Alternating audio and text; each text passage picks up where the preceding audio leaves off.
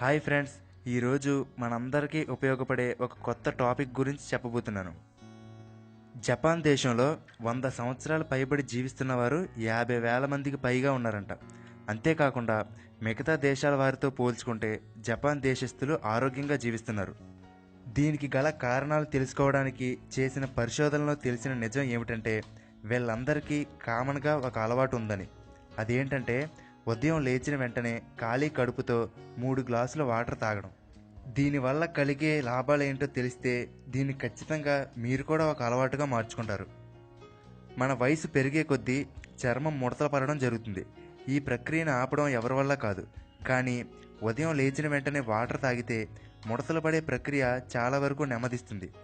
దీనివల్ల ఎక్కువ కాలం యవ్వనంగా కనపడవచ్చు. అలాగే చర్మంలో రక్త ప్రవాహం బాగా పెరిగి చర్మం కాంతివంతంగా మారుతుంది. మన తల మీద ఉండే వెంట్రుకల కుదుళ్ళు బలంగా ఉండడంలో వాటర్ ఎంతగానో సహాయపడుతుంది.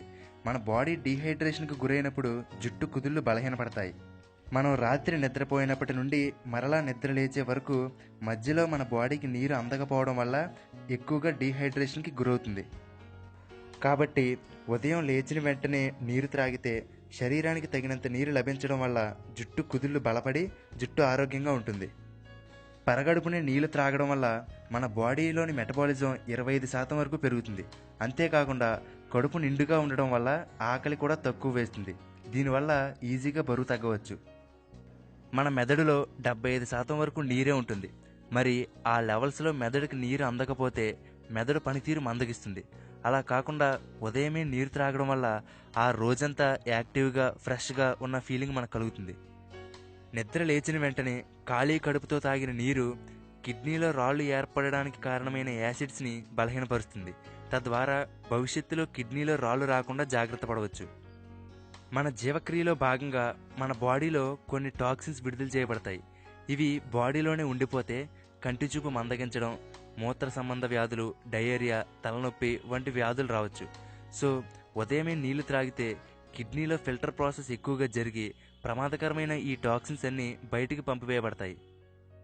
అంతేకాదు ఆహారం అరుగుదల మెరుగుపడడం, రోగనిరోధక శక్తి పెరగడం, రక్తం శుద్ధి చేయబడడం, అలాగే కొత్త రక్తం ఏర్పడడం, మలబద్ధకం రాకుండా ఉండడం, ఇలా ఒకటేమిటి ఎన్నో ఉపయోగాలు.